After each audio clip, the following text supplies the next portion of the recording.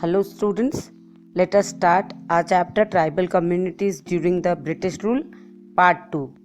In Part 1, we have read about the life of the tribals, changes in the tribal communities, and now we are going to study tribal revolts and Munda rebellion. So let us begin our first topic, that is tribal revolts.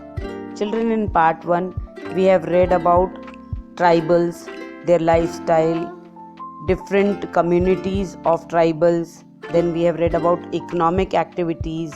What do you mean by zoom cultivation? Then agricultural life of the tribal, herding and rearing. Then changes in the forest law. Then how the Britishers came in their life. Then traders and the money lenders, and which type of trade they used to do. Children, now let us talk about the tribal revolts. See children, different communities of tribals used to live in different states. As such, Santals were there in Bengal and Bihar, the Bhils in Maharashtra and Madhya Pradesh. The Munda communities used to live in Bihar. The Gonds and the Kons were there, which used to live in Orissa. But why they revolted? Because the exploitation and the miserable life under the British evoked them to revolt against the Britishers. Now let us talk about the major reasons for the revolt. As such children, we know the British exploited the forest resources, tribal lands, and the tribals have to pay heavy taxes for that. Then the British forcefully told them to plant cash crop. This exhausted the soil fertility. The landless tribals were compelled to work in the fields. Then the Britishers interfered with the tribal culture and their ritual life, and their isolated life no longer existed. Then some of the Christian missionaries converted tribals to Christianity and assured monetary gains, which greatly influenced them.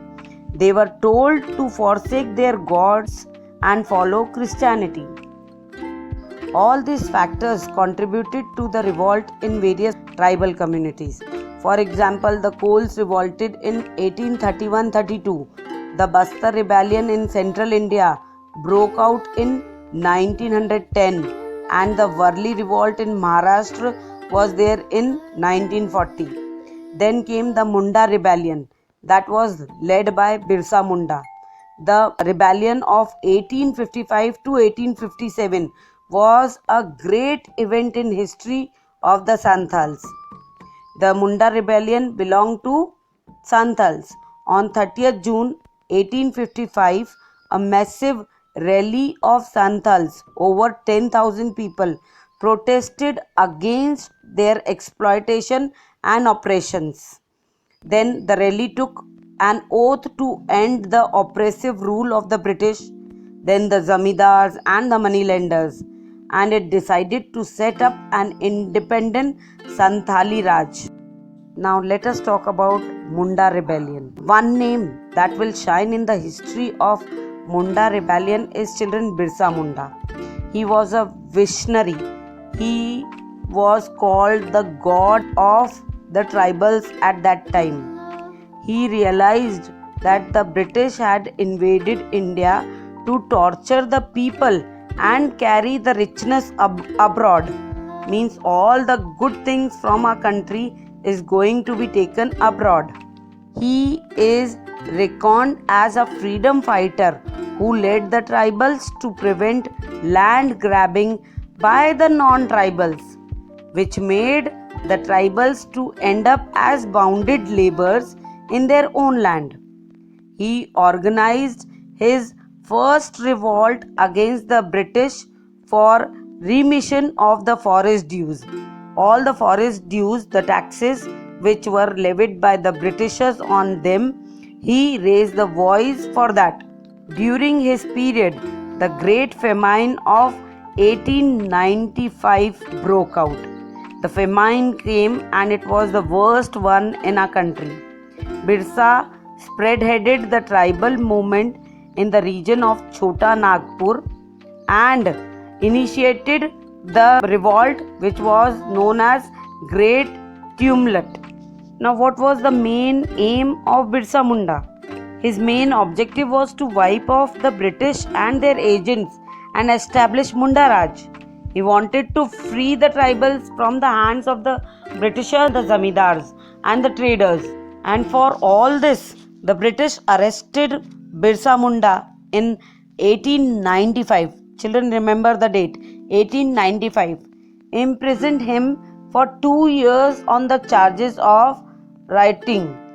He was released in 1897, and with that he began traveling to the villagers to gather support. Now he asked the tribals to take back their land forcefully from the Britishers. For this, Birsa was arrested again by the Britishers and imprisoned him.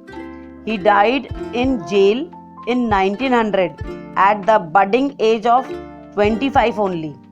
Yet the seed of unrest were sown among the people who continued to fight against the injustice done by the Britishers.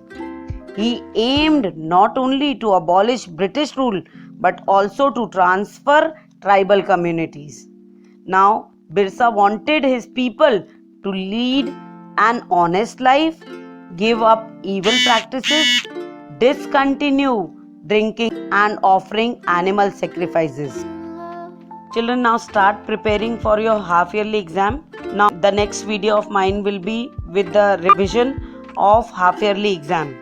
In that I will tell you the exam pattern, question answers type, all that I am going to explain you.